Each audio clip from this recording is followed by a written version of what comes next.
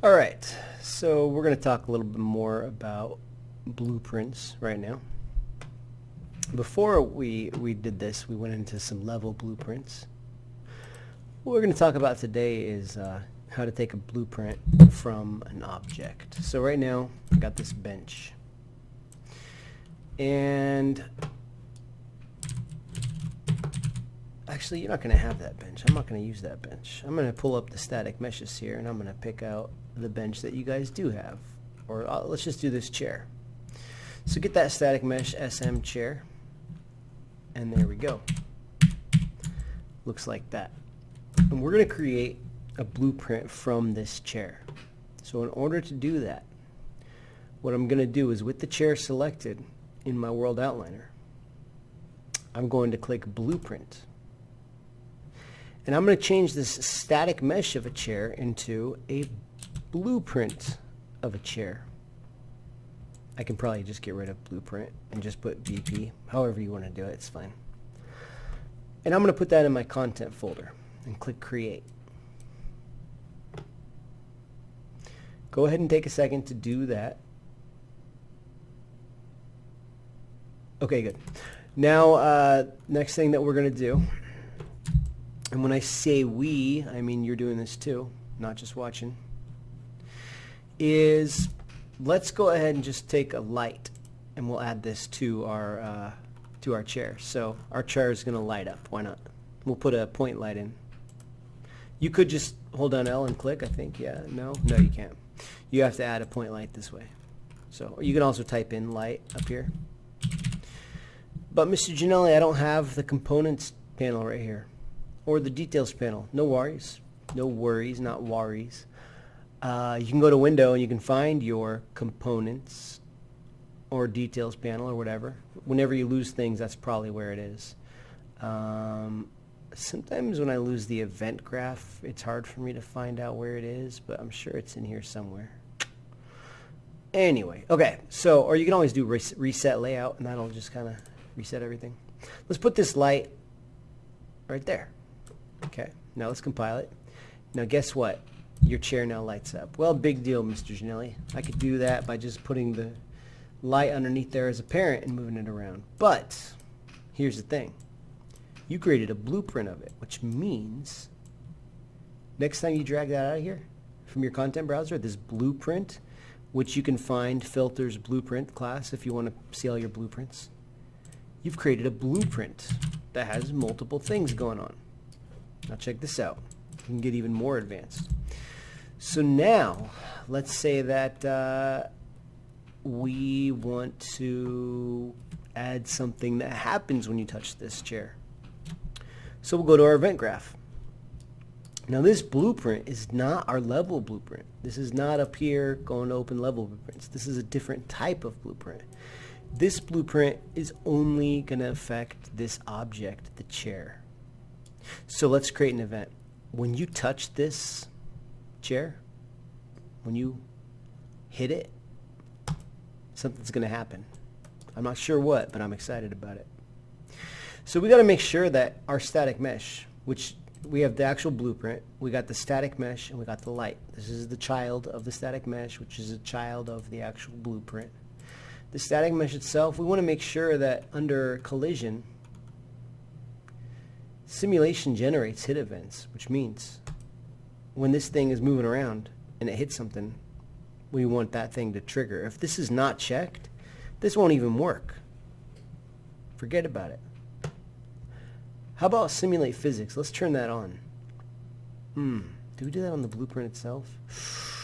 No, we do it on the static mesh. We're going to turn on physics. Boom.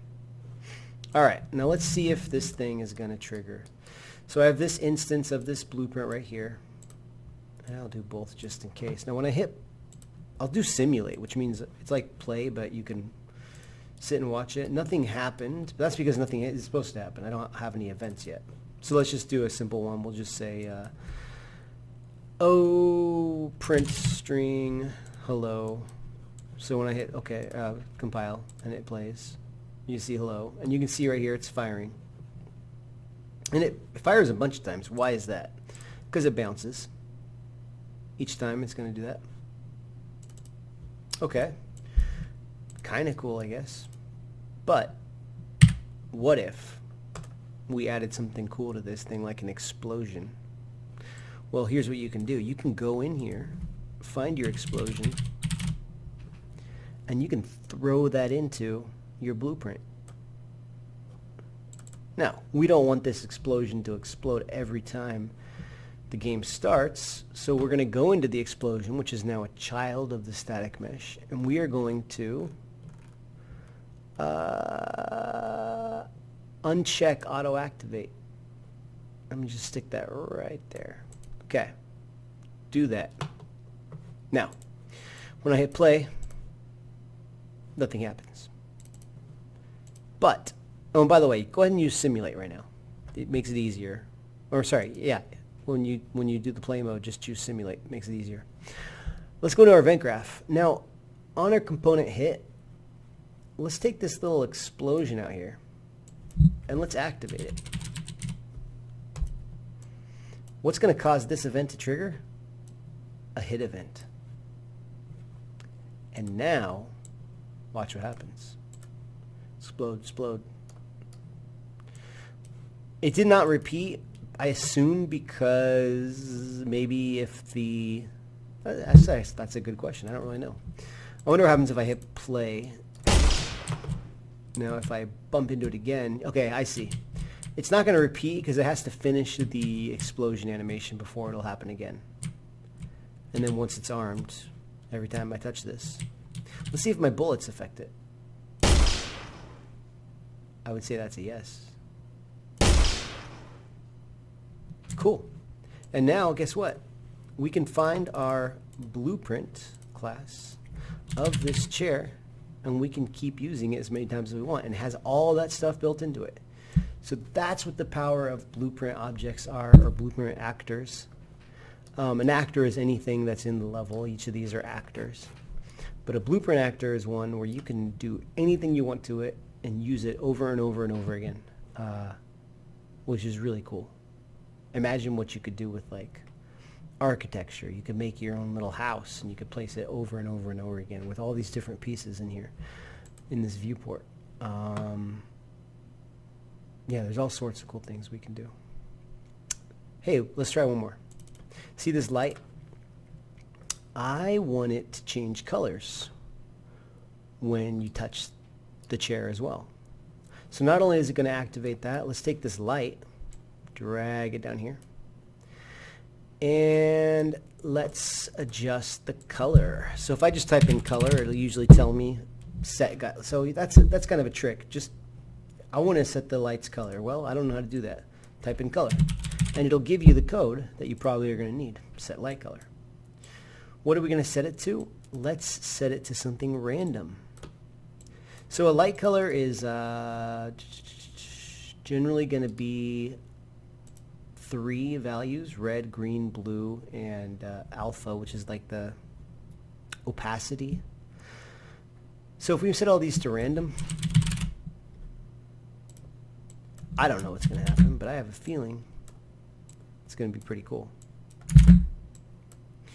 Oh, and I don't think I told you how to do that. You have to right-click on it. Let's set light color. Let me show you this again. So right now, setting the light color, you can set it right here.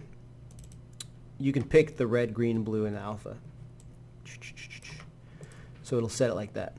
But if you want to actually break all those numbers down, if you just right-click on it, you can split the pin structure, and that'll show you each of those as a different value. So now, if I hit play, and I see what happens if I hit it. Every time I hit it,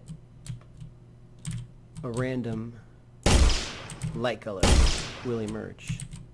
And you can see it's bouncing, so that's why it's doing it every little time I touch it. But so there's our little chair. Come back, chair. Okay, so that is the basics of how to create a blueprint class actor.